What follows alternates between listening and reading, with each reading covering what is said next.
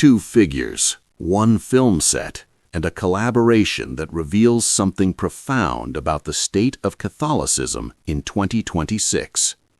Archbishop Carlo Maria Viganò, the former apostolic nuncio to the United States, posted photos of himself with actor and director Mel Gibson on the set of Gibson's upcoming film, The Resurrection of the Christ.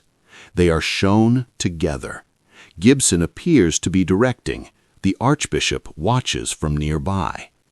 On the surface, this is just a celebrity encounter, but in the context of today's church, this image carries weight far beyond a movie set. Let's understand who these men are. Archbishop Viganò first exploded into global consciousness in 2018 with a bombshell testimony accusing senior Vatican officials of corruption and calling on Pope Francis to resign. In 2024, the Dicastery for the Doctrine of the Faith declared him excommunicated for schism, specifically for refusing to recognize the legitimacy of Pope Francis and the Second Vatican Council.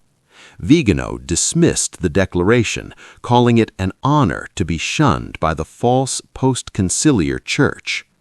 Mel Gibson is the Oscar-winning director of 2004's The Passion of the Christ, which grossed over $610 million worldwide. The film was spoken in Aramaic, Hebrew, and Latin, and it changed lives. Actor Pietro Cerubi, who played Barabbas, described his conversion. "When our eyes met, I felt a sort of surge. It was like I was really seeing Jesus." Luca Leonello, who played Judas, was a self-proclaimed atheist. By the end of filming, he asked for confession, baptized his children, and returned to the church. Now, Gibson is filming the sequel, The Resurrection of the Christ, at Cinecittà Studios in Rome, scheduled for release on Good Friday 2027 and Ascension Day 2027. The cast is entirely new, but the mission remains the same: to bring the gospel to the screen with raw, unflinching power. In 2023, Gibson publicly supported Viganò's appeal for persecuted Christians in Armenia. When Viganò was declared excommunicated, Gibson wrote him a private letter calling him a modern-day Athanasius, the 4th-century bishop who stood alone against the Arian heresy. This language is significant. By invoking Athanasius, Gibson places Viganò in a line of saints who suffered for truth. The question this collaboration raises is not about filmmaking. It is about where authentic Catholic faith is found today. For Viganò and his supporters, the post-conciliar church has departed from tradition. The Mass has been reformed. Ecumenism has blurred the uniqueness of Christ. Fidelity means resistance, even at the cost of canonical penalty. For Gibson, the situation is more complex. He works within the church's structures. His films draw millions to meditate on Christ, yet he publicly embraces a man declared schismatic.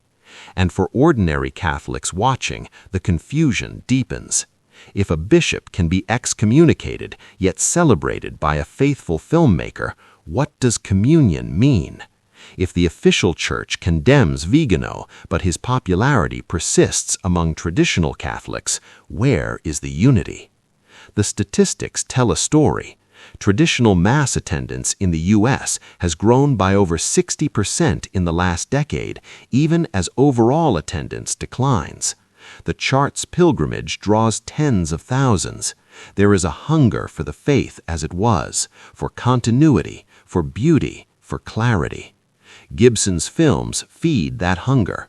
Viganò's witness feed that hunger, and their collaboration sends a message that cannot be ignored. The traditionalist impulse is not going away. It is being expressed in cinema, in social media, in the lives of ordinary Catholics who feel alienated from the institutional church. The challenge for Pope Leo XIV and the hierarchy is whether this impulse can be integrated or will continue to find expression outside official structures. The challenge for traditional Catholics is whether loyalty to the past can coexist with communion in the present. The Resurrection film set in Rome is a small stage, but it reflects a drama playing out across the entire church. Two men, one vision, and a question that will not be silenced. What does it mean to be Catholic today?